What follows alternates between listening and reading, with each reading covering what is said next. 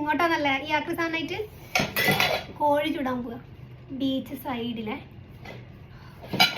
കുറെ കാലമായിട്ടുള്ള ആഗ്രഹം. പോയാലോ?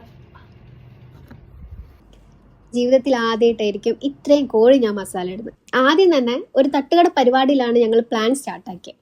ഓംലെറ്റ് ആണ് മെയിൻ. 10-15 മുട്ട പൊട്ടിച്ച് കിടിലൻ ഓംലെറ്റ് ഉണ്ടാക്കി. ഞാൻ ഓർത്തത് നാട്ടിൽ ഉത്സവത്തിന് പോയാൽ ആ പറമ്പിൽ ഇതുപോലെ ഓംലെറ്റ് അടിച്ചിരുന്ന കടകളുണ്ടാവും. നാട്ടിൽ അതേ വൈബ് കുറെ കാലമായിട്ട് തിരിച്ചു കിട്ടി.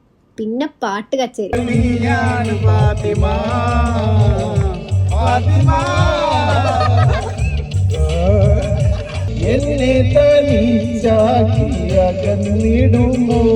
മാപ്പിളപ്പാട്ട് ഇങ്ങനെ പാടാന്നുള്ളത് എനിക്ക് അപ്പോഴാണ് മനസ്സിലായത്. ഇവരെ സന്തോഷിപ്പിക്കാൻ 2 ചീമുട്ട എറിഞ്ഞാലോ എന്ന് വരെ ഞാനാണ്. ചിക്കൻ ഒരു രക്ഷയില്ലായിരുന്നു. പ്ലാസ്റ്റിക് കപ്പ് കൊണ്ട് മീനിനെ പിടിച്ച ആഷിക്കിന്റെ കഴിവ് സമ്മതിച്ചേ പറ്റുള്ളൂ.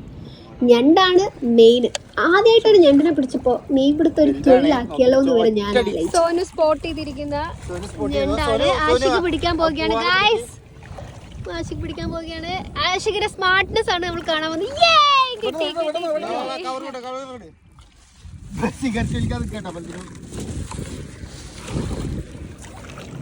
ഞങ്ങൾ ചില്ലറ പുള്ളികളല്ല.